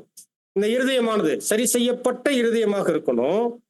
அதே சமயத்துல தெய்வீக ஏற்பாடுகள் அடங்கிய பொதுவான அனைத்து காரியங்களின் மீதும் நம்முடைய இருதயம் என்ன ஆகணும்? பாதுகாப்போடு வைத்துக் கொள்வது அவசியம். அப்ப பொதுவான ஏற்பாடுனா என்ன? அப்படின்னா நம்முடைய இருதயம் விசுவாசமாக இருக்க வேண்டியவைகளுக்கு எதிராக காணப்படக்கூடாது. விசுவாசமாக இருக்கக்கூடிய காரியங்களுக்கு எதிராக நம்முடைய இருதயம் காணப்படக்கூடாது. அப்ப தேவனுக்கு விசுவாசமாக இருக்கக்கூடிய காரியங்கள் என்றால் என்ன அப்படின்னா, உதாரணத்துக்கு பொதுவான ஏற்பாடுகள்னா என்ன? நம்முடைய தனிப்பட்ட விஷயங்கள் என்று இல்லாமல் பொதுவான ஏற்பாடு என்று வரும்போது அது தெய்வீக காரியங்கள் சார்ந்த ஏற்பாடுகள். சபை என்று வரட்டும், ஊழியம் என்று வரட்டும், இதை ரெண்டா நம்ம பிரிச்சு வைக்கலாம். நிறைய காரியங்கள் இருக்கு, நம்ம 2 விஷயங்கள் பார்க்கலாம். சபை என்று வரும்போது இப்ப நம்முடைய இருதயம் என்ன ஆகணும்? தேவனுக்கு விசுவாசமாக இருக்கும். எப்படி இருக்கணும்? தேவனுக்கு விசுவாசமாக இருக்கும். இந்த காலம் கொஞ்சம் யோசிச்சு பார்க்கலாம். ஆரம்ப காலங்களில் இருந்தது போல இல்ல. ஆரம்ப காலங்கள்ல சகோதர ஐக்கியமாக, சகோதரர்களாக நம்ம காணப்பட்ட நிலைகள், அப்போ தேவன் எப்படியெல்லாம் நம்மளை உருவாக்கி எப்படிலாம் வழிநடத்திட்டு வந்தார், எல்லாரும் எப்படி இருந்தோம், என்ன மாதிரியான இருதயத்துல இருந்தோம் எல்லாம் நமக்கு தெரியும். ஆனா காலங்கள் போக போக இப்படி இல்லை, அது உண்மை. ஆனா கொஞ்சம் ஆழமா சிந்திச்சு பார்த்தோம்னா நாமளே நம்மளுடைய தனிப்பட்ட வாழ்க்கையில சரியாக இல்லாமல் ஒவ்வொருவரும் காணப்பட்டிருப்பதனுடைய விளைவு பொதுவான ஏற்பாட்டுல என்ன ஆகும்? வெளியாயிருக்கும். புரியுதுங்களா? நான் ஒரு புது சிருஷ்டியா தனிப்பட்ட வகையில என்னுடைய ஓட்டத்துல, இந்த அர்ப்பணிப்புல, இந்த சுய மறுப்பினுடைய குறுகிய வழியில நான் முறையாக இல்லாமல் போகும்போது பொதுவான ஏற்பாட்டுல என்ன ஆகும்? அது வெளியாயிரும். ஆனா நான் எதை மட்டுமே ஹைலைட் பண்ணிட்டு இருப்பேன்? பொதுவான ஏற்பாட்டுல எதுவும் சரியில்லை, அது சரியில்லை, இது சரியில்லைன்னு இப்படின்னு நான் கடந்து போயிட்டு இருப்பேன். ஆனா இப்படியாக நல்லா கவனிக்கும் போது ஒவ்வொருவருமே நம்மளுடைய இந்த அருமையான அற்புதமான ஜீவியத்தினுடைய விஷயத்துல ஏறத்தாழ நம்ம ஏதோ ஒரு வகையில பின்தங்கினுடைய விளைவு தேவனுடைய தெய்வீக ஏற்பாட்டின் பொதுவான காரியங்களையும் கூட நம்ம என்ன பண்ணிடுவோம், விசுவாசத்தோடு பார்த்து நாமோ அவைகளுக்கு தகுந்தாறு போல நம்முடைய இருதயத்தை வைத்துக் கொள்ளக்கூடிய ஏற்பாட்டுல நம்ம வைத்துக் கொள்ள தவறுகிறோம். அதனாலதான் சபை என்று வரும்போது முன்னொரு காலங்கள்ல இருந்துட்டு அன்பு என்ன ஆகுது, வர்றதில்ல, இணக்கம் இருக்கிறது இல்ல, ஒரு சூழ்நிலைகள் அங்க காணப்படுறது இல்ல, தெய்வீக ஒழுங்குகள் மதிக்கப்படுறது இல்ல, சகோதரத்துவம் பேணி பாதுகாக்கப்படுறது இல்ல. காரணம் என்ன? சபை என்று வரும்போது நம்முடைய இருதயம் என்ன ஆயிடுது, மாறுது. அப்ப தேவன் பேர்ல என்ன ஆகுறது இல்ல, விசுவாசம் சபை கூடுகையில அது காணப்படுறது இல்ல. அதுதான் உண்மையான விஷயம். அப்ப சபை கூடுகைன்னு வரும்போது இங்க என்ன இருக்கணும், சபை என்பது யாருடைய ஏற்பாடு, தேவனுடைய ஏற்பாடு. சகோதர சகோதரிகள் எல்லாம் யாரு? ஆமா, நான் எதுல இருக்கிறேன், மாம்சத்துல இருக்கிறேன். மத்தவங்களும் எதுல இருக்கிறாங்க, மத்தவங்களும் மாம்சத்துல இருக்கிறாங்க. அப்படின்னு பார்க்கும்போது இப்ப நம்முடைய இருதயம் என்ன ஆகணும், தேவன் பேர்ல விசுவாசம் உடையதாக இருக்கணும் சபை சார்ந்த காரியங்கள். அப்படி இருக்கும்போது ஒவ்வொருவரும் இந்த எண்ணங்கள்ல இருக்கும்போது என்ன ஆகும், தன்னைத்தான் சரி செய்யக்கூடிய ஏற்பாட்டிலையும் சபையை ஒழுங்குபடுத்தக்கூடிய காரியங்களையும் அனைத்து வகையான விஷயங்களையும் ஒருவர் எப்படி இருப்பார், பேர் உதவியாக அருமையான பொதுவான காரியங்கள் தன்னுடைய இருதயம் தேவன் பேர்ல விசுவாசமாக இருக்கிறதுனால யார் ஒருவராலையும், விசேஷமா இப்படிப்பட்ட இருதயம் உடையவர்களால் சபைக்கு என்ன வராது, கேடோ பாதிப்போ மற்றவங்களுக்கான ஒரு வீணான ஒரு நிலைகளோ அனுபவங்களோ கடந்து வராது. இதை நம்ம கவனிக்கணும். அடுத்ததாக ஊழியம் என்று வரும்போது அதுல கூட என்ன இருக்கணும் தெரியுங்களா, தேவன் பேர்ல விசுவாசம் இருக்கும். யார் பேர்ல, தேவன் பேர்ல விசுவாசம் இருக்கும். ஏன்னா நிறைய சமயங்கள்ல அருமையானவர்களே ஊழியம் என்று வரும்போது இந்த ஊழியமும் என்ன, இதே குறுகிய பாதையில சுயத்தை மறுத்து ஓடக்கூடிய இந்த ஜீவியத்துல தான் தேவன் நமக்கு இந்த வாய்ப்புகளும் கொடுத்திருக்கிறார். அப்போ இந்த வாய்ப்புகள்ல இந்த குறுகிய பாதையில ஊழியத்துல அநேக சமயங்கள்ல என்ன வருது, சுயம் வருது. ஏன் வருது சுயம், ஏன் வருது? பேருக்கோ புகழுக்கோ ஸ்தானத்திற்கோ விரும்பக்கூடிய காரியங்களுக்கோ வந்துருது. எல்லாருக்குமே மாம்சத்துல எல்லாருமே இருக்கிறோம், யாரையும் பர்டிகுலர் எல்லாம் பண்ண முடியாது. எல்லாருக்குமே அந்த நிலைகள், அந்த வஞ்சனைகள் இருக்குது. ஆதி காலத்துல இருந்தே இருக்குது, ஆதி காலத்துல இருந்து இருக்குது. அப்ப ஊழியம் என்று வரும்போது அருமையானவர்களே ஒவ்வொரு சபையின் அங்கங்களும் விசேஷமாக ஊழியத்தில் காணப்படக்கூடியவங்களும் யாருக்கு விசுவாசமாக இருக்கணும், அவன் இருதயம் யாருக்கு விசுவாசமா இருக்கணும், தேவனுக்கு விசுவாசமாக இருக்கும். இவைகள்ல கூட என்ன பண்ணும்னா தேவ சித்தம் அறிந்து தெரிந்து அந்த காரியங்கள் செயல்படுத்தக்கூடிய ஏற்பாடை ஒவ்வொருவருமே கடைபிடிக்கணும். சரிங்களா? அப்போ பாருங்க, நம்முடைய இருதயம் தேவனுக்கு விசுவாசமாக இருக்க வேண்டிய காரியங்களுக்கு எதிராக காணப்படக்கூடாதுன்னு ஏன் நம்ம முன்னாடி சொன்னோம்னா, நிறைய சமயங்கள்ல சபை என்று வரும்போது நம்ம என்ன ஆயிடுறோம், நம்முடைய இருதயம் இந்த நிலைமைகள்ல ஆமா தேவனுக்கு விசுவாசமாக இருக்கிறது இல்ல, ஊழியம் என்று வரும்போது என்ன ஆகிறது இல்ல, விசுவாசமாக இருக்கிறது இல்ல. சரிங்களா? ஏன்னா அருமையானவர்களே கர்த்தருக்கு தேவ சித்தம் செய்கிற ஊழியங்கள் செய்கிற ஏற்பாடுகள்ல அவருக்கு அனுபவங்கள் தான் கடந்து போச்சு. நமக்கும் வரும், பேச்சு பேச்சுக்கள் வரும், அவமானங்கள் வரும், தடைகள் வரும். ரசல்பதர் நிறைய எழுதியிருக்கிறார். இதெல்லாம் நமக்கு தெரிஞ்சிருக்கக்கூடிய வாய்ப்புகள் இருக்குது. அப்ப அப்படி வரும்போது நம்மளுடைய காரியங்களுக்காக நம்ம என்ன பண்ண தேவையில்லை, போராடவே தேவையில்லை. எல்லாமே அனுபவங்கள், அமைதலோடு அதே சமயத்துல இருதயத்துல ஒரு மேலான நம்பிக்கையோடு விசுவாசத்தோடு எந்த நிலையிலையும் மாறாத தன்மையோடு இருதயத்தை என்ன பண்ணிக்கணும், ஒரு வளர்ச்சியிலேயே வச்சுக்கும் போது நம்மளை என்ன பண்ணிக்கிறோம்னு அர்த்தம், நம்மளை பாதுகாத்துக்கிறோம்னு அர்த்தம். ஃபர்ஸ்ட் நம்மளை என்ன பண்ணிக்கணும், செக்யூர் பண்ணிக்கணும், நம்மளை பாதுகாத்து கொள்ளணும். அதற்கப்புறம் என்ன பண்ணலாம், அதுக்கப்புறம் யாரை வேணாலும் பலப்படுத்தலாம், யாரை வேணாலும் திடப்படுத்தலாம். இங்க நானே பலம் இல்லாம போயிட்டேன்னு வைங்க, இப்பதான் அப்ப போதிக்கிற நான் தானே ஆகாதவனாய் போகாதபடிக்கு அப்படின்னு சொல்லும்போது அநேக சமயங்கள்ல அந்த நிலையை நம்ம அடைஞ்சிடறோம். எந்த இடத்துல ஊழியத்தை சுயத்துக்கென்று நினைக்கிறோமோ, எந்த இடத்துல தங்களுக்கான கனத்துக்கென்று நினைக்கிறோமோ, எந்த இடத்துல அது எனக்கான வாய்ப்பு என்று நம்ம நினைக்கிறோமோ, எந்த இடத்துல ஒரு ஊழியத்துக்காக நம்ம போராட ஆரம்பிக்கிறோமோ, அல்லது எந்த இடத்துல சபைகள்ல நம்ம போராட ஆரம்பிக்கிறோமோ, அங்கெல்லாம் என்ன வருது, தேவன் மீது இந்த இருதயம் விசுவாசமாக இருக்க வேண்டிய ஏற்பாட்டிற்கு விலகி நிக்குது என்று அர்த்தம். அப்ப இந்த இருதயம் தேவனுக்கு விசுவாசமாக இருக்கணும். அவ்வளவுதான். தேவனுக்கு விசுவாசமாக இருக்கணும்னா முன்னமே என்ன சொல்லிட்டாரு? உங்கள் பேர்ல பொய்யாய் சொல்லுவாங்க, அனுபவங்கள் வரும், கூடயே இருக்கிறவங்க எல்லா அனுபவங்கள் கொடுப்பாங்க, கள்ள சகோதரர்கள் இருப்பாங்க, வஞ்சிப்பாங்க, எல்லாமே சொல்லியிருக்கிறாங்களா இல்லையா? வேதத்துல இருக்கா இல்லையா? அப்ப எல்லா அனுபவங்களும் எங்கேயே நமக்கு வரும். இந்த குறுகிய பாதையிலேயே நமக்கு ஊழியத்து நிமித்தமும் வரும், சபையிலையும் வரும். தனிப்பட்ட உங்களுடைய அர்ப்பணிப்புல உங்க மாம்சம் நமக்கு என்ன இருக்கு? நம்முடைய மாம்சம் நமக்கு ஒரு சோதனையாக அங்க இருக்குது. சாத்தான் விட மாட்டான், இந்த உலகம் நம்மளை விடாது என்று சொல்லும் போது இவைகள் அனைத்துக்கும் மத்தியிலையுமே இந்த சுயத்தை என்ன பண்ணிடணும்? இந்த குறுகிய பாதையில மறுத்து மறுத்து மறுத்து மறுத்து பலி செலுத்தி வெட்டி வெட்டி என்ன பண்ணிட்டே இருக்கணும்? முன்னேறி ஓடிக்கிட்டே இருக்கக்கூடிய விஷயத்துல நம்ம காணப்படும் போது இந்த இருதயம் எப்படி இருக்கு? இந்த இருதயம் எப்படி இருக்கும்? சரி செய்யப்பட்ட இருதயமாக, சுத்த இருதயமாக இது போய்கிட்டு இருக்கு. ஒரு சமயத்துல கர்த்தர் சொன்ன பிரகாரமாக மத்தேயு 5:8 பிரகாரம் சுத்த இருதயம் உடையவர்கள் தேவனை தரிசிப்பார்கள் என்கின்ற அந்த வாய்ப்புக்குள்ள அவர்கள் கடந்து போவாங்க. அப்ப இருதயம் என்பது நம்முடைய ஜீவனை, அதாவது நம்முடைய ஜீவியத்தை குறிக்குது, நம்முடைய வாழ்க்கையை குறிக்குது. என் மகனே உன் இருதயத்தை தா என்பது நம்முடைய வாழ்க்கையில் நம்முடைய தேவன் தான் நமக்கு மையமாக இருக்கணும். நமக்கு எல்லாவுமாக தேவன் தான் அங்க இருக்கணும். ஆகவே நம்மளுடைய விஷயம் அனைத்திலும் நம்முடைய இருதயத்தை நம்ம என்ன பண்ணிக்கலாம்? பெரிய அளவுல நம்ம பேணி பாதுகாத்துக் கொள்ளலாம். தேவன் நம் யாவரையும் ஆசீர்வதித்து கர்த்தர் சொல்லியிருக்கக்கூடிய இந்த மேலான வார்த்தையின் பிரகாரமாக சுத்த இருதயம் உடையவர்களாக நாம் காணப்பட்டு ஏற்ற சமயத்துல இந்த அழைப்புல நம்முடைய பரலோகத்தின் அப்பாவை, நம்முடைய தேவனை நம்ம என்றென்றும் முகமுகமாக தரிசிக்கக்கூடிய வாய்ப்பில் கடந்து செல்ல தேவன் நம் யாவருக்கும் கிருபையும் இரக்கமும் செய்து ஆசீர்வதிப்பாராக. ஆமென்.